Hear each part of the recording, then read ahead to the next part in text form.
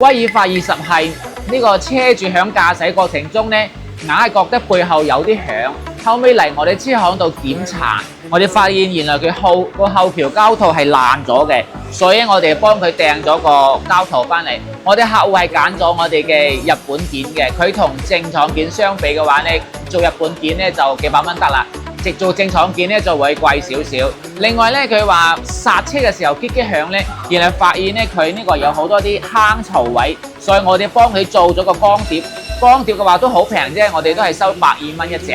咁所以佢4個碟都幫佢光咗噶啦。咁呢個成套落嚟嘅話咧，佢今日朝早10點鐘嚟嘅，我哋都可以做到即日交車。前提下提前要訂好配件，整車穩健哥，保證冇甩拖。